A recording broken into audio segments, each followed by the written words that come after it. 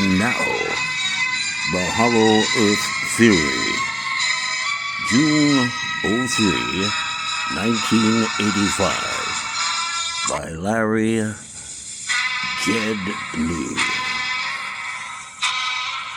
One can never be sure just how serious they are about it, but there does exist a group of people who call themselves the Flat Earth Society. Remember the news item about the old gentleman who was invited to Cape Kennedy to watch an Apollo moon launch, but came away convicted that it was all a hoax. There is another group, equally vocal, who believe that the Earth is hollow.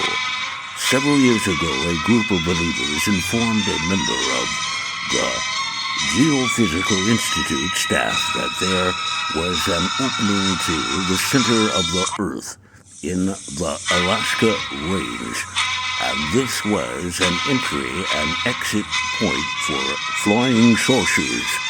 Modern-day proponents of the Hollow Earth Theory can refer non-believers to the book The Hollow Earth, Bell Publishing Company, 1979, by Raymond Bernard, judging from the initials heedless behind his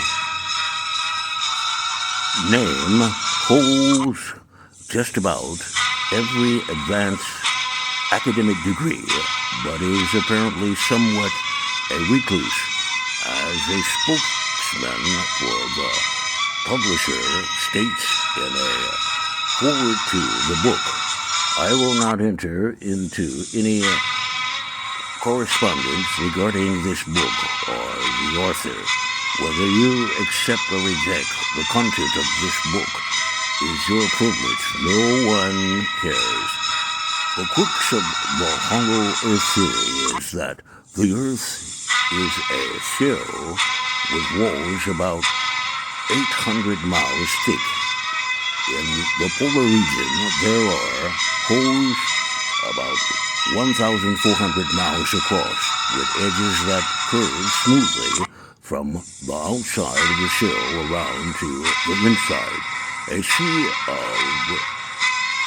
or surface traveler could proceed over an edge of the hole like an ant crawling over the lip of a coffee mug from the outside to the inside and not be aware that he was actually entering the interior of the Earth.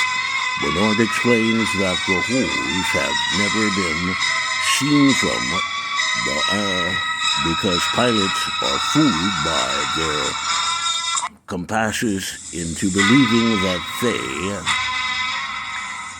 are crossing the pole when they are actually following the hole's magnetic realm. Thus, aircraft never really fly over the